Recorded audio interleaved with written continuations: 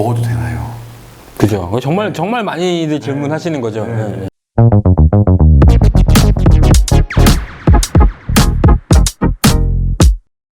네, 안녕하세요. 닥터정비서 정형외과 전문의 박준식입니다. 안녕하세요. 닥터정비서 정형외과 전문의 박민석입니다. 안녕하세요.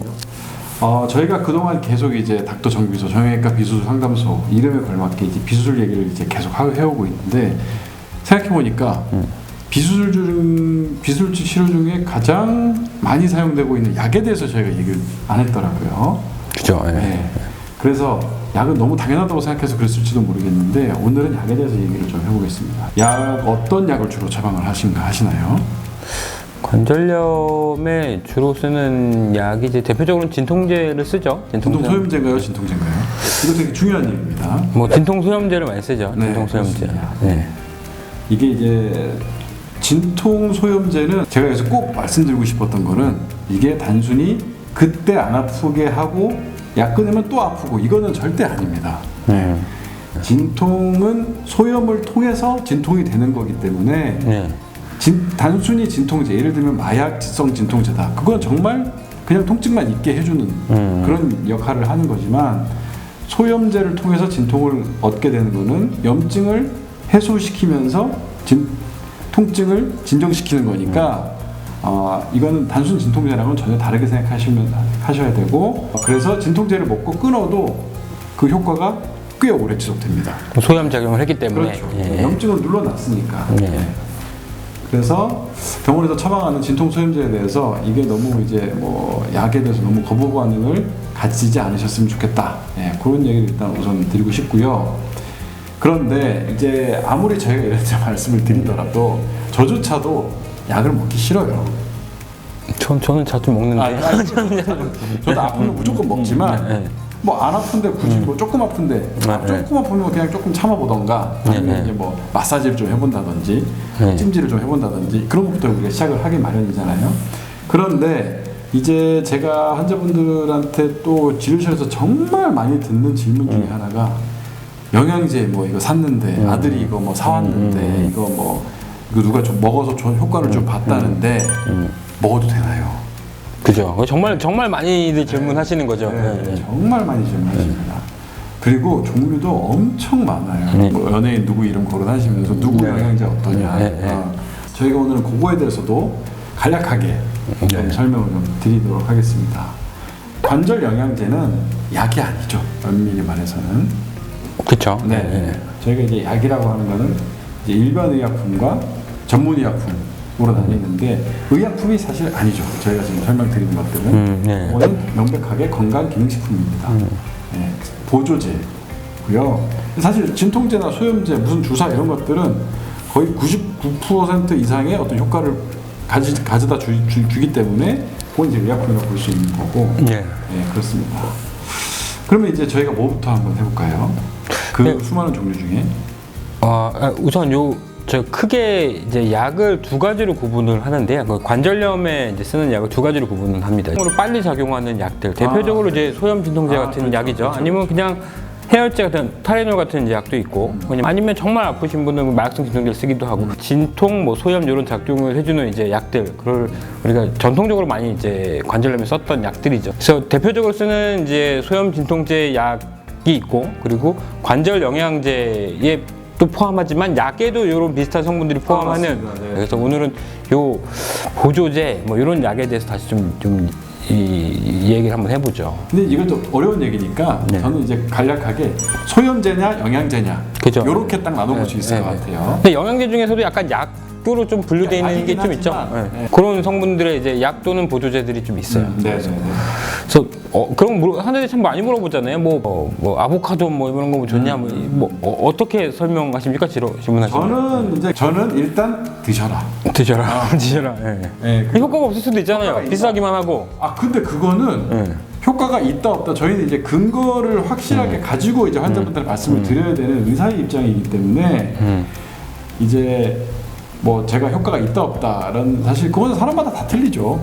사실 소염제는 모든 사람한테 거의 대부분 똑같이 적용을 되는 효과를 가지지만 그 영양제는 뭐 누구는 효과 없을 수도 있고 그렇습니다. 그래서 제가 그래서 뭐 의사들 사이에서도 약간 이견과 분분함이 있을 수 있어요. 왜냐하면 이게 잘 짜여진 이런 논문과 이런 것들이 아직 많이 없고 이걸 학회 차원에서 이게 효과가 100% 있으니 우리 가이드라인이라고 하잖아요. 어떤 질병이 있을 때 이게 효과가 무조건 있으니 이때는 이 약을 써라 라고 제시해주는 가이드라인의 신뢰성이 아직까지는 완벽하진 않아요. 네. 근데 이거는 조금 더 연구가 필요하겠지만 뭐 이런 거죠. 이제 연구를 해요. 연구를 해서 이게 효과가 있다. 또 연구를 해서 이게 효과가 없다. 또 연구를 해서 효과가 있다. 이런 것들이 다 쌓이고 나면 그리고 이제 이런 총체적인 연구를 다시 합니다. 이 연구 저 연구를 다 모아서 다시 연구를 하죠.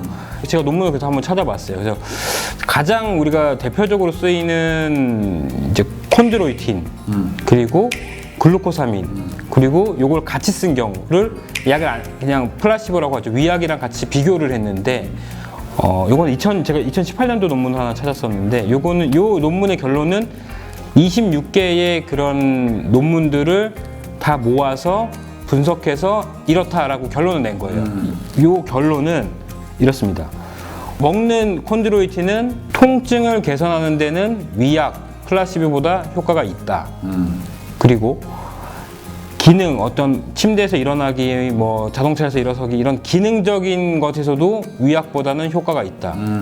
그리고 글루코사민은 이제 관절 강직이라고 하는데 관절염이 있는 이제 분들은 관절에 강직이 생기는데 관절의 강직을 해소하는 데는 도움이 된다. 이 결론을 냈어요. 근데 이건 저는 의미가 있다고 보거든요. 근데 또 이런 연구들이 많이 쌓여서 이제 신뢰성을 확보를 하면 이런 가이드라인이 다시 바뀌게 되거든요. 근데 아직까지 이 가이드라인을 바꿀 정도의 신뢰성을 확보한 연구들은 아니지만 이런 정도의 결과를 냈다는 건 충분히 의미가 있고요. 환자들한테 콘드로이틴이랑 뭐 글루코사민은 뭐 먹어도 돼요? 그러면 저는 그냥 자신 있게 얘기합니다. 먹으세요, 드세요. 그래서 뭐 통증이나 약간의 기능의 호전은 분명히 있을 겁니다. 이렇게 얘기를 하고요. 근데 이걸 동의하지 않는 의사도 있어요. 근데 이런 논문이 뭐 약간 좀 근거가 좀 희박하다, 잘 짜여진 연구가 아니다라고 해서 또 그 업체 회사에서 네. 디자인한 연구기 때문에 그쵸, 그럴 수 이거 있죠. 정해놓고 연구한 거 아니냐 그쵸. 라는 그런 이제 반대 의견들도 분명히 있기 근데 그걸 이제 여러 개를 모아놓으면 그래도 그렇죠. 조금의 신뢰성을 맞아요. 확보할 수 있는 거예요. 네. 그래서 저는 요 근거를 보면 조금은 효과가 있다라고 이제 판단을 해서 그냥 드시라고 하면 이렇게 물어보신 분 다 그러니까 드시라고 저희가 합니다. 사실 모든 의학적 판단을 할 때 이것에 해로운 건 하나도 없고 모듈이 다 이득만 있는 경우는 사실 거의 없거든요. 없죠, 예. 그러니까 항상 모든 의학적 판단을 할 때 이득이 손해보다 클 때 그거는 하는 게 맞다라고 판단하는 경우가 사실 굉장히 많습니다. 그래서 이런 글루코사민이랑 콘드로이틴 같은 경우에도 사실 물론 부작용 얘기도 뭐 나와 있긴 하겠지만 그 부작용은 굉장히 소소하고 극히 드물고 있어도 별거 아닌 정도에 이제 불과한 상태인데 효과는 좀 의미가 있는 정도의 결론을 내렸기 때문에 사실 콘드로이틴과 글루코사민 같은 경우에는 이제 뭐 통증 뭐 여러 가지 기능적인 부분에 있어서 효과가 있다라고 저희가 말씀드릴 수 있겠습니다. 근데 또 재밌는 게 이거 같이 먹는 사람들 비교한 것도 있어요. 같이 먹는 사람들은 뭐가 좀 더 좋냐? 그쵸, 더 좋을 것 같은데요? 그건 또 아니에요. 그거는 아닌 결론이 났고. 네. 이게 사실 이론과 실제는 좀 많이 다르기도 하죠. 근데 약간 통계적인 유의성은 없는데 약간 연관성은 있다. 이게 그렇죠. 통계적인 유의성이 아직까지 확보가 안 됐기 때문에 조금 더 있는 것 같은데 그냥 근데 통계적으로 유의하지 않다. 아직 이런 결론이거든요. 그래서 같이 먹었을 때는 뭐 크게 아직까지는 통계적으로 모르겠으니 그러니까 같이 먹었을 때 효과가 더 좋지는 않다. 네, 더 좋지 않다. 그래서 그냥 하나씩 드셔라. 콘드로이틴만 먹었을 때보다 같이 먹으면 효과가 더 떨어지진 않을 거 아니에요. 그렇죠. 그런 얘기는 아닌데 같이 먹어서 이득은 아직 없는 것 같아요. 그래서 뭐 둘 중에 하나 그냥 뭐 드시고 싶은 거 그냥 드셔도 어떤 이제 통증 개선 효과나 관절 강직에 좋은 효과나 이제 기능의 개선 효과는 조금 있다. 그리고 원래 저희가 전통적으로 썼던 이 소염 진통제 용량을 좀 줄일 수도 있어요.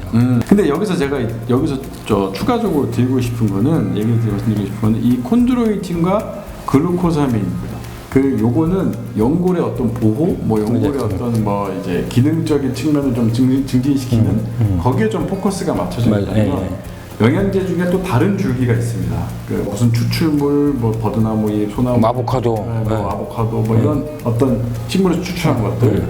제가 말씀드린 이런 종류의 줄기들은 다 염증을 없애는데 좀 목적이 있어요. 예. 그래서 보통 영양제를 우리가 이제 회사에서 만들 때 콘드로이틴이나 글루코사민 쪽에서 하나 가져오고 그 다음에 MSM, 보스일리아, 뭐 이제 그 초응용 호화감이나 이런 염증을 없애는 것 하나 가져오고 그렇게 두 개를 이렇게 합쳐서 만드는 경우가 많습니다. 이거 약간 생약이랑 좀 비슷하잖아요. 이 생약 성분의 유명한 약들이 몇 가지 있어요. 중요한 이 유명한 약들이 있는데 이 뭐 제약회사 쪽에서는 뭐 무조건 효과 있다고 하지만 뭐 그것도 이제 효과가 이렇게 썩 좋지 않다라고 좀 얘기하시는 분도 있고. 저는 또 쓰고 있어요. 네, 저도 많이 쓰고 있습니다. 네. 그리고 이게 약의 용량을 좀 줄일 수 있는 건 효과는 긍정 효과는 분명히 있는 것 같아요. 네. 그리고 실제로 저희가 환자분들한테 처방을 해보면 뭐 제약회사에서 효과가 우리 거 효과가 있으니 마음 좀 많이 써달라고 이제 얘기를 이제 해주시지만 저희가 실제로 그걸 처방을 했는데 환자분이 그걸 돈 주고 사드실 거 아니에요. 근데 효과가 없으면 어떻게 안 되잖아. 그런데 환자가 그 진통소리를 전혀 안 드시는 상태에서 그것만 딱 드셨을 때도 효과를 보는 경우가 분명히 있으니까. 근데 이거는 좀 장기 복용해도 큰 부작용이 없으니까 저희 입장에서도 좀 처방이 좀 편하고 이렇게 많이 아프지 않는 관절염 초기 환자분들은 지속적으로 좀 쓰는 것도 괜찮은 방법이에요. 그러니까 사실 별 부담이 없으니까요. 네. 사실 저희가 이제 이런 그런 환자분들이 그런 영양제를 약국에서 사들고 오셔서 저한테 보여주는 경우도 많아요. 내가 이걸 약국에서 5만 원 주고 샀는데 이거 먹어도 되냐, 좋냐. 사실 그거 성분을 딱 읽어보면은 저희가 충분히 처방할 수 있는 것들도 많거든요. 그런데 이제 그거를 저희가 처방한 약은 뭐 한 달치 해도 뭐 3,000원, 뭐 이렇게 안 되죠. 이렇게만 내도 되는데 약국에서 그 똑같은 약을 이제 뭐 몇만 원씩 이제 주고 이제 사 드시는 거 보면 근데 또 사실 저희가 처방하는 약은 또 드시기 또 싫어하십니다. 네. 그리고 그런 영양제는 그 아드님들이 선물해 줘요. 그렇죠. 누군가 사와요. 그래서 드시는 거예요. 그래서 물어보시는 거고 이거 먹어도 되냐고 드시라고 합니다. 근데 저희가 오늘은 이제 어르신들이 정말 무릎 아프신 어르신들 항상 하루에 몇 번씩 물어보시는 이런 이제 식품, 뭐 보조제 먹어도 좋냐 이런 거에 대해서 저희가 좀 다 얘기를 나눠봤고요. 그 다음 시간에는 제가 이제 오늘 이제 콘드로이틴과 글루코사민에 대해서 얘기해 주셨잖아요. 저는 오늘 그 외에 이제 다 그렇죠. 많아요. 또 엄청 많아요. 줄기인 그 염증을 없애는 그런 이제 그 시사도와 관절 일종의 영양제에 대해서 이런 메타 분석 결과를 가지고 어떤 게 효과가 있고 없고를 한번 다시 말씀드려보겠습니다. 시청해주셔서 감사합니다. 감사합니다.